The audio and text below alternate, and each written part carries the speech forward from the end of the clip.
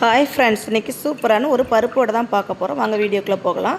நான் ஒரு கப் பருப்பு 2 மணி நேரம் ஊற வச்சு இந்த மாதிரி தண்ணி இல்லாமல் வடிகட்டி எடுத்து வச்சுக்கலாம். அதிலேருந்து ஒரு கொஞ்சோண்டு பருப்பு எடுத்து வச்சுக்கலாம். இப்போ ஒரு மிக்ஸி ஜாரில் கொஞ்சோண்டு பெருஞ்சீரகம் எடுத்துக்கலாம். ஒரு 5 காஞ்ச மிளகா, ஒரு 5 பூண்டு, கொஞ்சோண்டு ஒரு 2-3 கருவேப்பிலை தழை போட்டுக்கலாம். போட்டுட்டு நம்ம ஊற வச்சு எடுத்து வச்சுருக்கிற கடலைப்பருப்பு அதோடு சேர்த்து நல்லா கொரகொரப்பாக இந்த மாதிரி அரைச்சி எடுத்துக்கலாம். அது கூட நம்ம தனியாக எடுத்து வச்சுருக்க கொஞ்சோண்டு கடலைப்பருப்பு சேர்த்துக்கலாம். சேர்த்துட்டு கொஞ்சோண்டு பச்சை மிளகா, நான் ஒரு 2 பச்சை மிளகா எடுத்து வச்சுருக்கேன். கொஞ்சோண்டு கருவேப்பிலை தழை போட்டுக்கலாம். இஞ்சி கொஞ்சோண்டு துருவி வச்சுக்கலாம். ஒரு 2 மீடியம் சைஸ் வெங்காயம் கட் பண்ணி வச்சுருக்கேன், அதையும் சேர்த்துக்கலாம். தேவையான அளவு நம்ம சால்ட்டு சேர்த்துக்கலாம். சேர்த்து நம்ம நல்லா மிக்ஸ் பண்ணிக்கலாம்.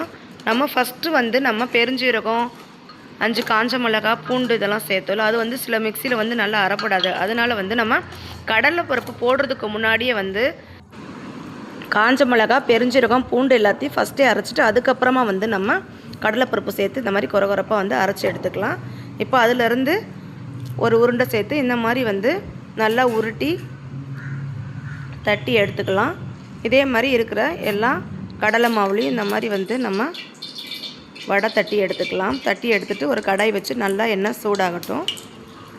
சூடாயிடுச்சு. இப்போ நம்ம தட்டி வச்சுருக்க எல்லா வடையும் நம்ம எண்ணெயில் போட்டு எடுத்துடலாம். மிதமான சூட்டில் நல்லா 2 சைடும் போட்டு திருப்பி எடுத்துக்கலாம்.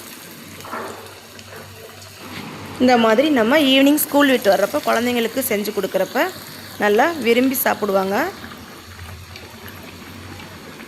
டேஸ்ட்டும் சூப்பராக இருக்கும். 2 சைடு நம்ம திருப்பி போட்டு நல்லா வெந்ததுக்கப்புறம் எடுத்துக்கலாம். மிதமான சூட்லேயே வச்சிடலாம், இல்லாட்டினா வெளியே வெந்த மாதிரி இருக்கும், உள்ள மாவாக இருக்கும். அதனால்